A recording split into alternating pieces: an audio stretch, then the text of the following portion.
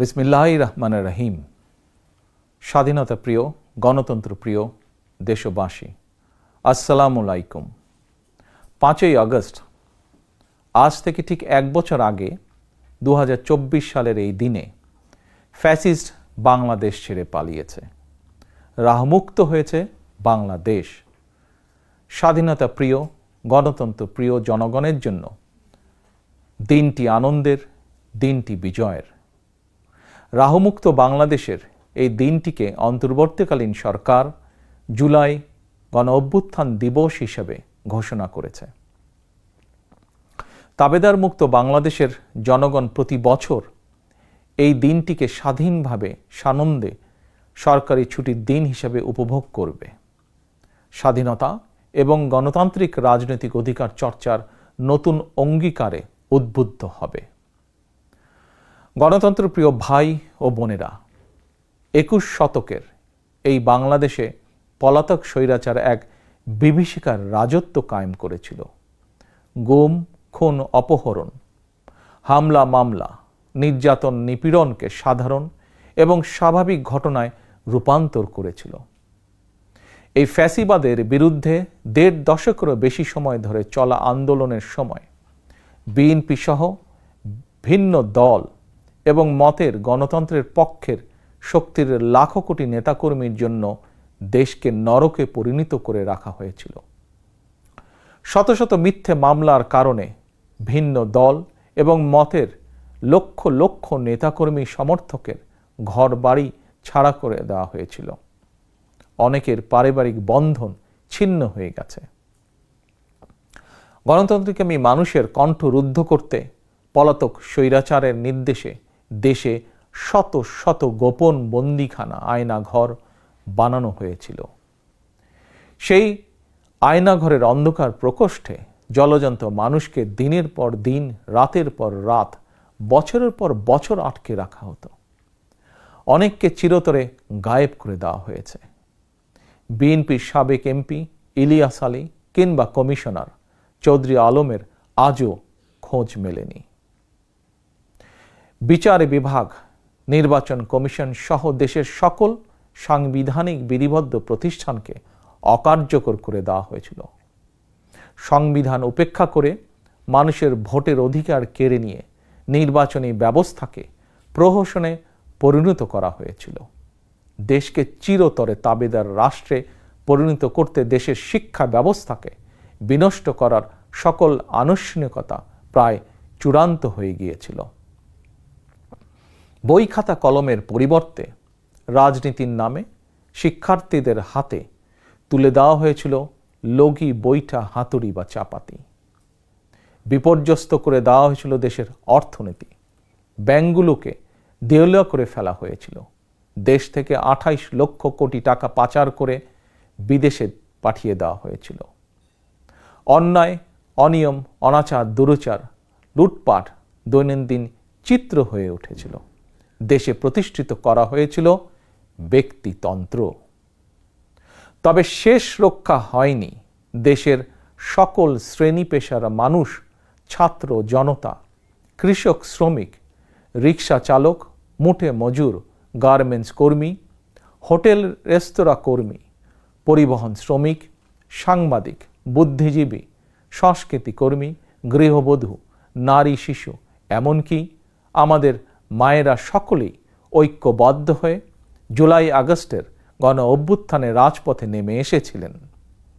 গণ অভ্যুত্থান দমনে হেলিকপ্টার থেকে গুলি করেও মানুষ হত্যা করা হয়েছিল। এমনকি কোলের শিশুটি পর্যন্ত রক্ষা পায়নি। শহীদ আবু সাইদ, ওয়াসিম, মুগ্ধ, আমাদের এইসব সাহসী সন্তানদের বুকে গুলি করে হত্যা করা হয়েছে। শুধুমাত্র 2024 সালের জুলাই আগস্টের গণ অভ্যুত্থানে 1,500-এরও বেশি মানুষ শহীদ হয়েছেন। ছাত্র জনতা, কৃষক, শ্রমিক, নারী, শিশু, বৃদ্ধ, সাংবাদিক, শ্রমজীবী, পেশাজীবী, ফ্যাসিস্টের গুলির নিশানা থেকে কাউকেই রেহাই দেওয়া হয়নি। এই অভ্যুত্থানে আহত হয়েছেন কমপক্ষে 30,000 মানুষ। হাত পা, শরীরের অঙ্গ প্রত্যঙ্গ হারিয়ে আমাদের শত শত সন্তান, শত শত ভাই ও বোনেরা চিরতরে পঙ্গু হয়ে গিয়েছেন, কিংবা চোখ হারিয়ে আজীবনের মতন অন্ধ হয়ে গিয়েছেন বহু মানুষ। এজন্যই আমি বলি, 1971 সাল ছিল স্বাধীনতা অর্জনের যুদ্ধ, আর 2024 সাল ছিল স্বাধীনতা রক্ষার যুদ্ধ। 1971 সালে শহীদ মুক্তিযোদ্ধাদেরকে বাংলাদেশ ভোলেনি। 24-এর গণ অভ্যুত্থানে শহীদদেরকেও বাংলাদেশ ভুলবে না। 71 সাল থেকে আজ পর্যন্ত দেশ এবং জনগণের স্বাধীনতা অর্জন, স্বাধীনতা রক্ষা, স্বৈরাচার এবং ফ্যাসিবাদ বিরোধী আন্দোলন, গণতন্ত্র পুনঃপ্রতিষ্ঠার আন্দোলন, এভাবেই ইতিহাসের প্রতিটি বাঁকে বাঁকে লাখো মানুষ হয়েছেন শহীদ। আজকের এই দিনে আমি আবারও সকল শহীদদের অবদানকে শ্রদ্ধাভরে স্মরণ করছি। আহতদের দ্রুত আরোগ্য লাভের জন্য আল্লাহর দরবারে প্রার্থনা করছি।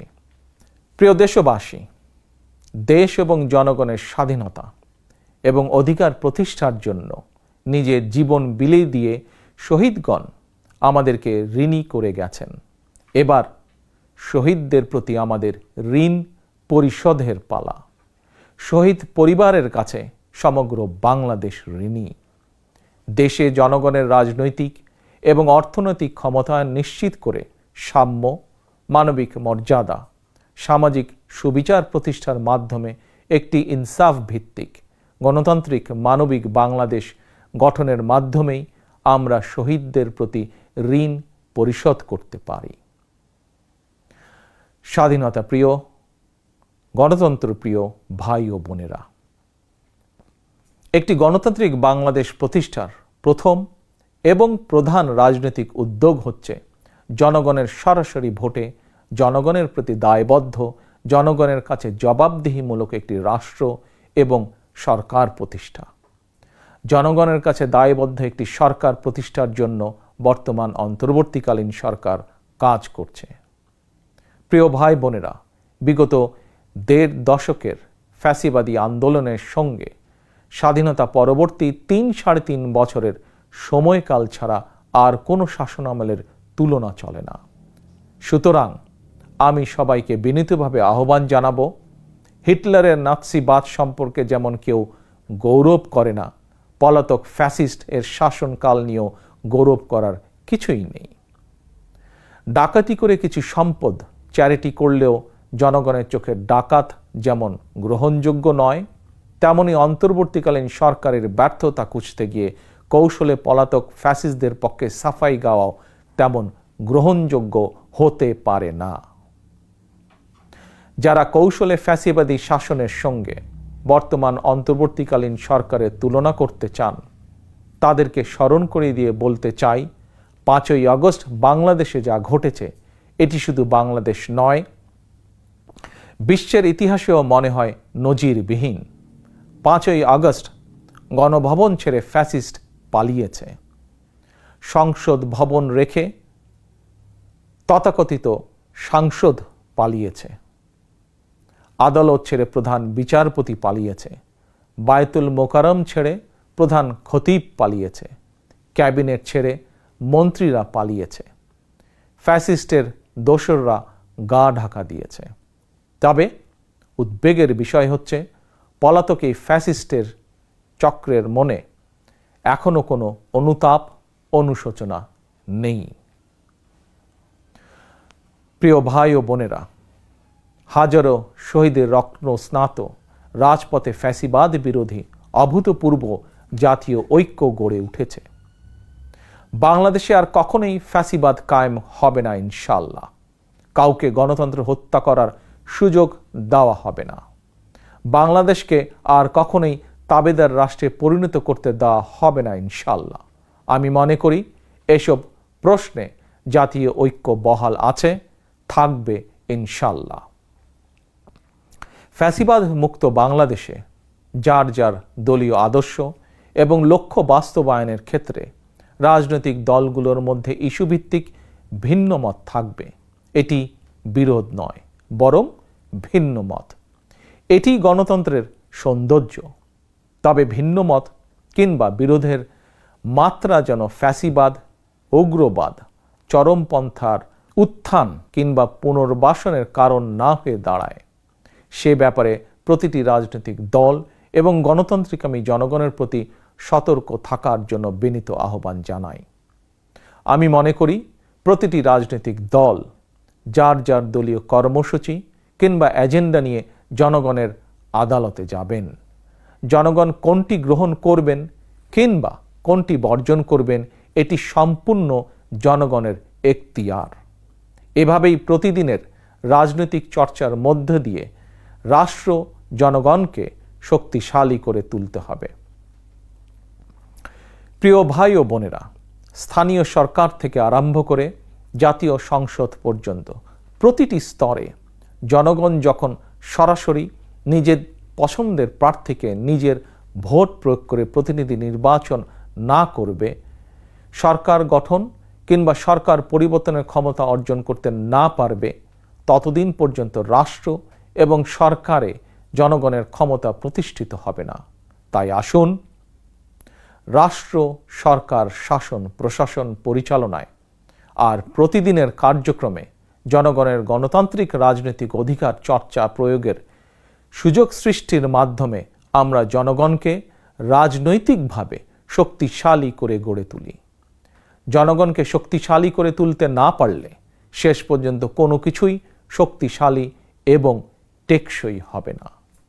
প্রিয় দেশবাসী, 2024 সালের 5ই আগস্ট বাংলাদেশের ইতিহাসের ঘৃণ্যতম ফ্যাসিস্ট পালিয়ে যাওয়ার পরপরই বীর জনতার উদ্দেশ্যে দেওয়া এক অভিনন্দন বার্তায় আমি বলেছিলাম, বিজয়ের কাছে পরাজিতরা নিরাপদ থাকলে বিজয়ের আনন্দ মহিমান্বিত হয়।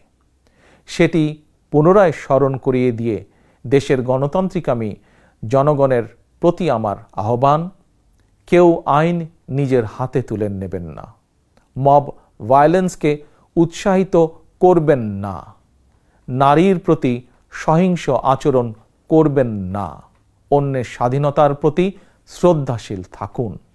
একজন মায়ের চোখে বাংলাদেশ যেমন, আমরা তেমন একটি বাংলাদেশ গড়তে চাই যেখানে দল, মত, ধর্ম, বর্ণ নির্বিশেষে বিশ্বাসী, অবিশ্বাসী, সংশয়বাদী প্রতিটি সন্তান, প্রতিটি মানুষ নিরাপদে থাকবে। আজ এবং আগামীর প্রতিটি 5ই আগস্ট হয়ে উঠুক গণতন্ত্র, সুশাসন প্রতিষ্ঠা আর মানবিক মানুষ হয়ে ওঠার অঙ্গীকারের দিন। এই সুমহান অঙ্গীকার বাস্তবায়নের দীর্ঘ যাত্রায় আমি এবং আমার দল বিএনপি দেশের সকল গণতান্ত্রিকামী জনগণের সমর্থন এবং সহযোগিতা আশা করছি। আল্লাহ হাফেজ। বাংলাদেশ জিন্দাবাদ। বাংলাদেশ জাতীয়তাবাদী দল জিন্দাবাদ।